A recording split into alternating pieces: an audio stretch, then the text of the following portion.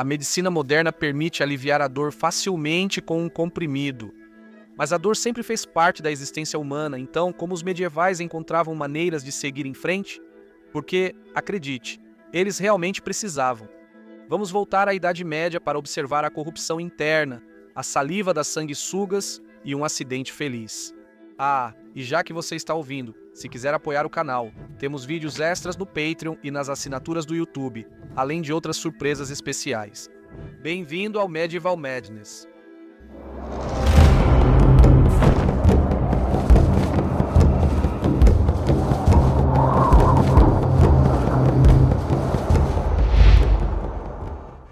Um presente divino. No final do século X, a Igreja cristã havia se tornado ainda mais poderosa, infiltrando-se em todos os cantos da vida medieval. Isso permitia que ela impusesse sua visão sobre as causas das doenças.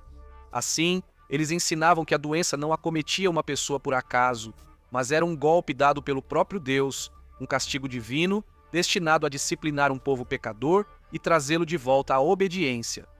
A Igreja alertava que todo homem e mulher nasciam no mundo marcados pelo pecado original e carregados de maldade, uma mancha em sua alma que só a confissão, a penitência e uma vida inteira de devoção poderiam esperar limpar.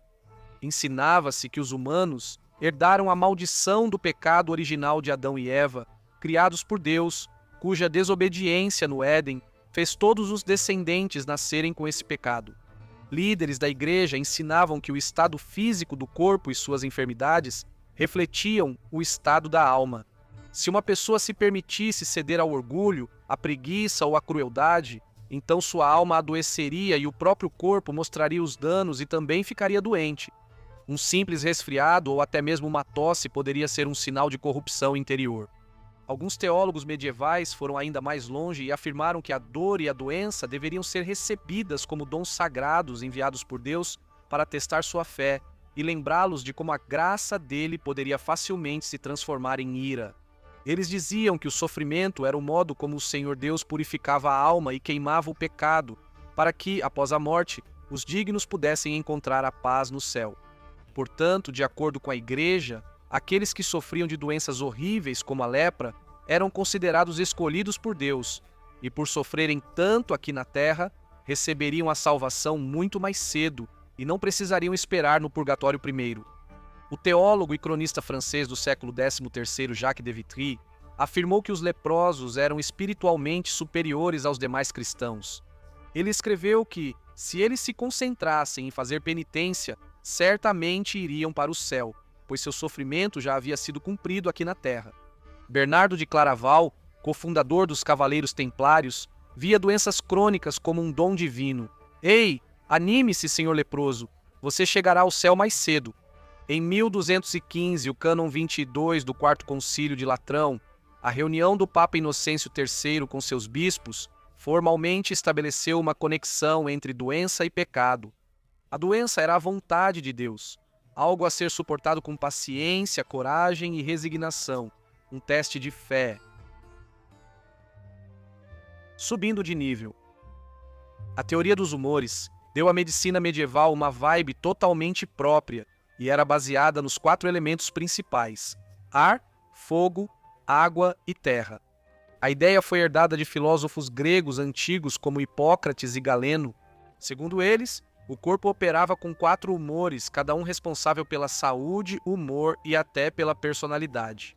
Sangue, que se acreditava ser quente e úmido, bile amarela, quente e seca, bile negra, fria e seca, e fleuma, fria e úmida. Os tipos de personalidade eram sanguíneo, colérico, melancólico e fleumático. Na Idade Média, era necessário manter esses humores equilibrados para garantir a saúde.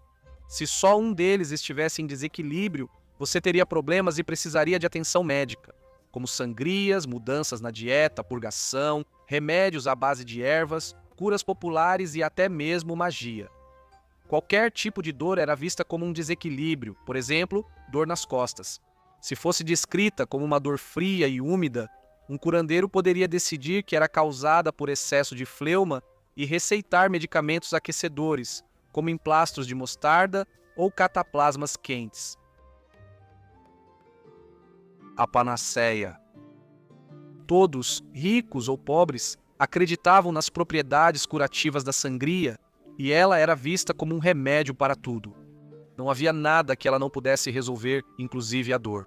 Um manual médico do final da Idade Média escreve, abre aspas, a sangria clareia a mente, fortalece a memória, limpa os intestinos, seca o cérebro, aquece a medula, aguça a audição, controla as lágrimas, promove a digestão, produz uma voz musical, dissipa a insônia, afasta a ansiedade, alimenta o sangue, livra-o de substâncias venenosas e proporciona uma vida longa.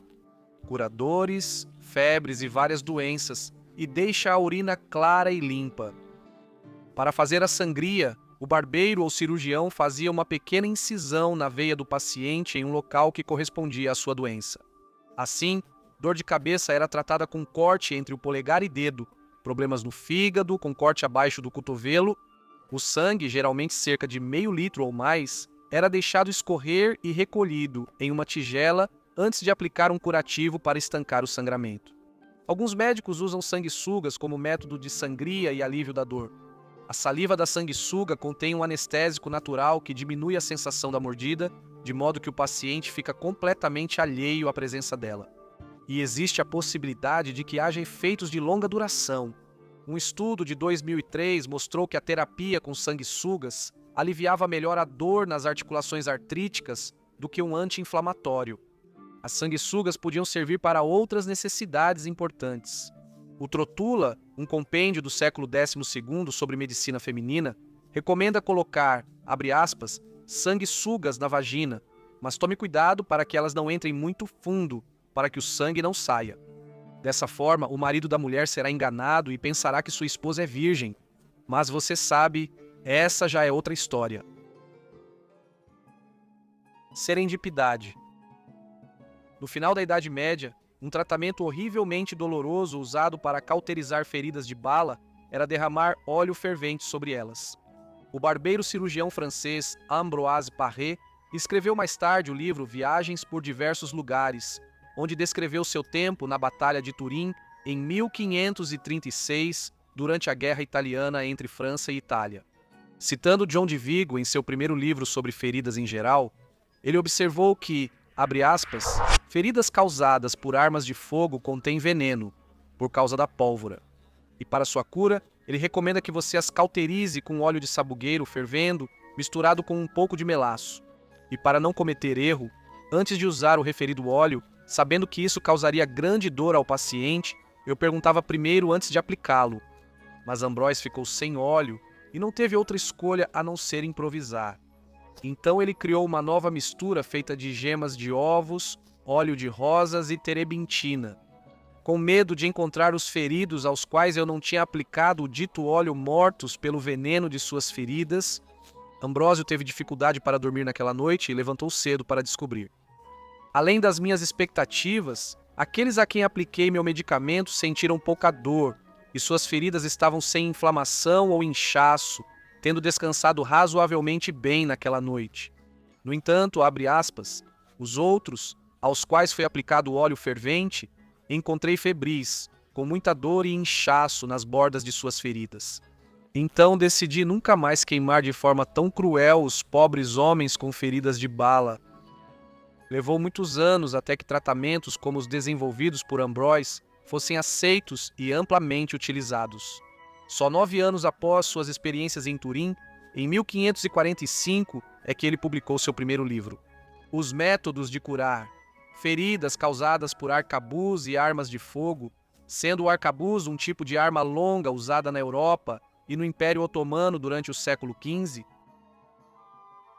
Gotas para nocautear. Descrições de anestésicos à base de ervas, misturas potentes de plantas medicinais, aparecem em manuscritos desde antes da época romana e continuam até a Idade Média. Muitos desses remédios vieram de regiões do Mediterrâneo, onde as plantas crescem naturalmente. Uma dessas receitas, escrita por volta do ano 800 no mosteiro beneditino de Monte Cassino, perto de Roma, pede uma mistura potente de ópio, meimendro, suco de amora, alface, cicuta, mandrágora e até mesmo era. Obviamente, esses ingredientes precisavam ser misturados por um boticário muito habilidoso, Caso contrário, o paciente poderia ser facilmente envenenado. No fim da Idade Média, essa receita já estava na Grã-Bretanha, onde remédios para a bebida Suel aparecem em manuscritos ingleses. Uma receita típica diz: como preparar uma bebida chamada Duay para adormecer um homem durante uma cirurgia. Pegue 3 colheres de fel de um javali para um homem e para uma mulher de uma porca castrada. 3 colheres de suco de cicuta, 3 colheres de nabo selvagem, 3 colheres de alface, 3 colheres de page, 3 colheres de meimendro e 3 colheres de isol. Misture tudo, ferva um pouco e coloque em um recipiente de vidro bem fechado. Depois, adicione 3 colheres dessa mistura a um pouco de bom vinho e misture.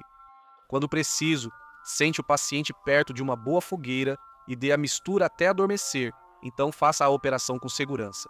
Quando terminar o procedimento e quiser acordá-lo, use vinagre e sal para lavar as têmporas e as maçãs do rosto dele, e ele acordará na hora.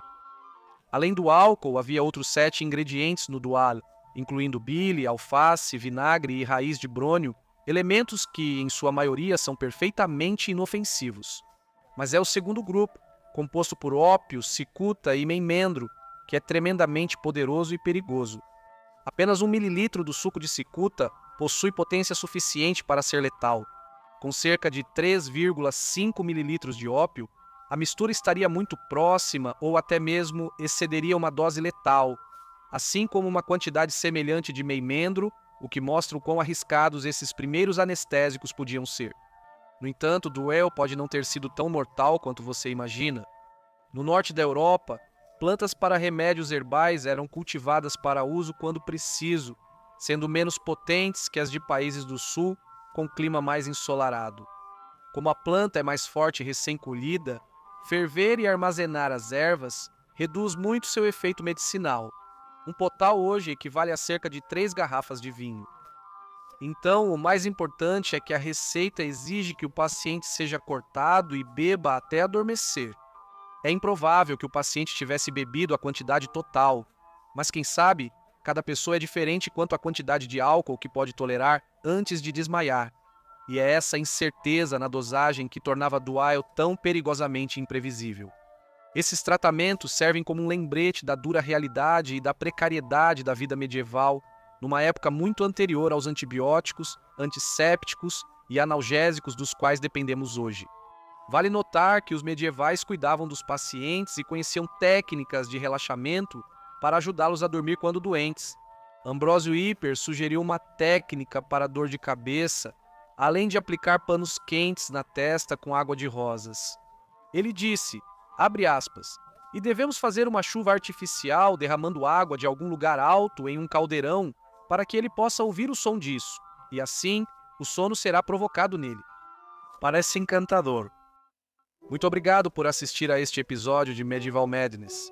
Se gostou do vídeo e quer apoiar o canal, inscreva-se para receber os novos vídeos semanais.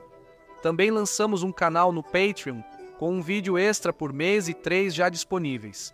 O acesso ao vídeo extra custa só 3 libras mensais, mas como você pode ver na tela agora, nós temos esses apoiadores incríveis que estão no nível de 9 libras ou mais, o que significa que eles têm seus nomes exibidos com todo o destaque na tela ao final de cada vídeo que fazemos. Ah, só olha para eles. Pessoas tão generosas, tão gentis, generosas, caridosas, pessoas adoráveis. Valeu, pessoal, e como sempre vejo vocês na próxima semana para mais um vídeo.